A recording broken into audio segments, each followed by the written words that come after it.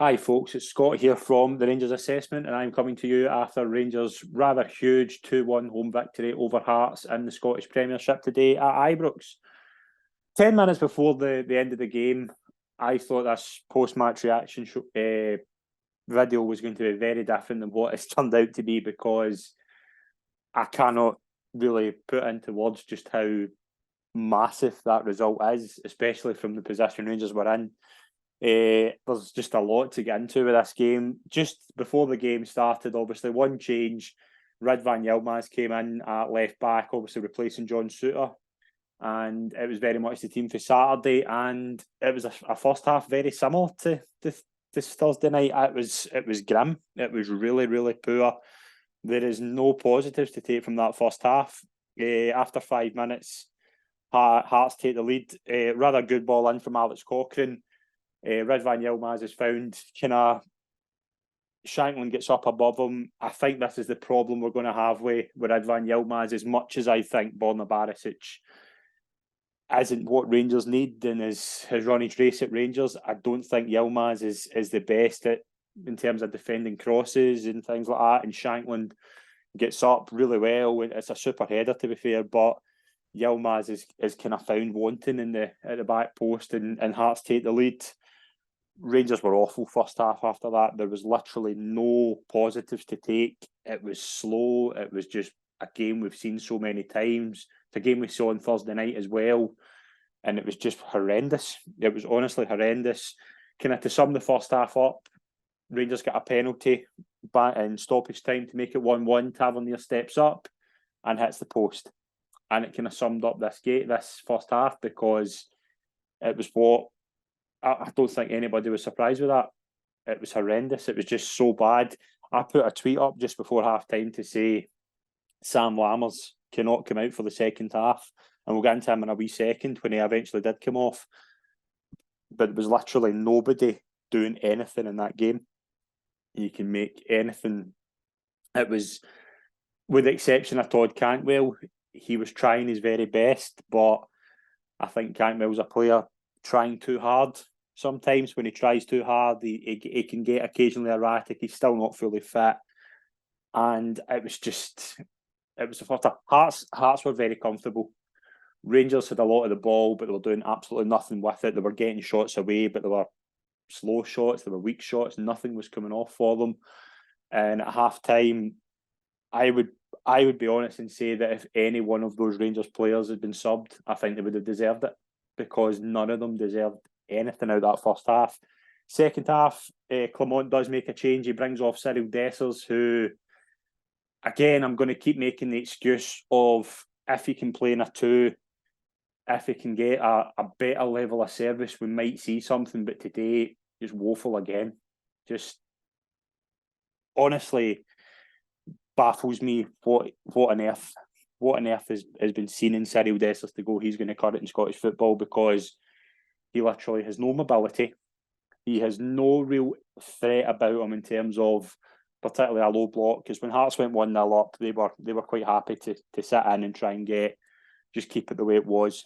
And that's what happened all game. And Cyril Dessers was doing nothing to help. He wasn't the only one, to be fair. The whole team were horrendous that first half.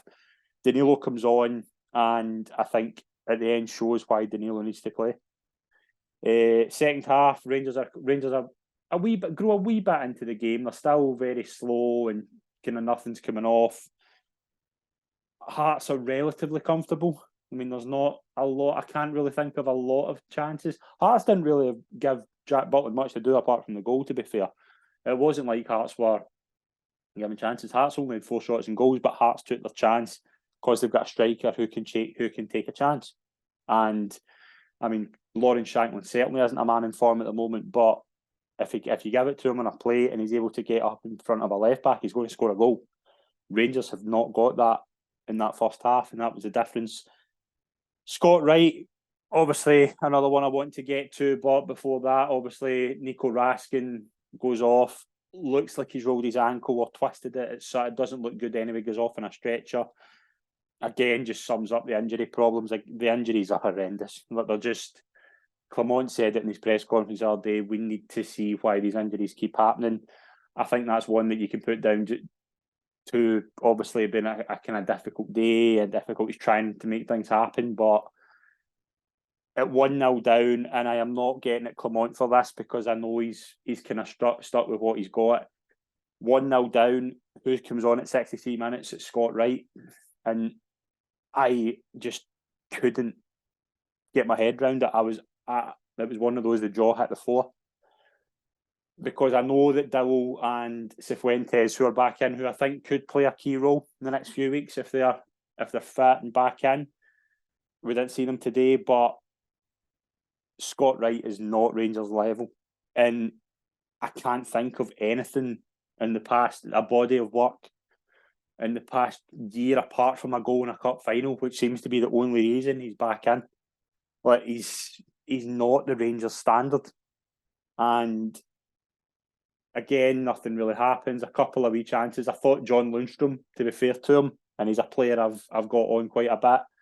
I thought he was trying everything today. Seema was another one. He was working hard. He was trying to make things happen. Cantwell goes off after 75 minutes. I just think you could see he was getting a bit tired. He was getting a bit flat. He was trying his socks off as well, but it wasn't his day. Didn't look like a goal was coming. 82 minutes, another sub's made. Ryan Jack comes on. And when you're taking off an attacker for a kind of sitting defensive midfielder, you would usually go, fair enough. That doesn't make sense, but the manager must have a plan. I think if he'd brought on Robbie McCrory, he would have been more effective than Sam Lammers, because Sam Lammers, for me, is kind of turning into maybe one of the worst signings I think I've ever seen from a Rangers team in a top flight. I think Michael Beale, that is exactly the reason why Michael Beale should never get another management job, because Sam Lammers is not, I do not understand what he's doing. There's one chance in the second half where Rangers play a good bit of football. They try to make something happen. I think it's Yilmaz down the left side, plays the ball into Lammers. He's 6 yards out. It's a clear chance. Lammers hits it over the bar. And it's just, that is what he's going to do. People say he looked good in pre-season. I was one of those people saying in pre-season he looks technical, he looks effective. The press for the goal against Newcastle, the goal against Hamburg, yeah, we all looked at it and thought he could be a good player. There's a reason he looked good in pre-season, is because there was zero intensity in those games. When there's a low block, when there's teams who are playing a competitive game, he doesn't get 2 minutes in the ball. He doesn't get time to do what he wants and do the silly 5-6 turns there before he does something with it. He's woeful, and it's not nice to say that about a Rangers player. I usually am very patient, but I'm telling you right now, if there's an offer in January and it's £5, I would take it. He's done. There is no redemption arc for Sam Lammers, because he is not effective. There's no positive contribution he can make to that Rangers team. Now, that might sound harsh, but I really don't think there's any way. With Dessers, I still maintain if you put Dessers and Danilo in the front two, you might see something. But with Sam Lammers, I'm sorry, he's not good enough. He is not good enough. And I don't think anybody in the Rangers support can disagree with that, because what evidence have you got to say that Sam Lammers is going to be a success at this football club? Moving on, Hearts keep it fairly composed. Rangers are kind of knocking on the door a wee bit. 89 minutes, there seems to be a bit of a coming together in the box. Peter Haring brings down Connor Goldson with a tug of the shirt. John Beaton goes to the VAR, gets the nod to go to the VAR. It's a penalty, and Tavernier steps up and puts it right this time. It's 1-1, and it looks to be, I think a lot of people were saying, a point. It's better than a defeat.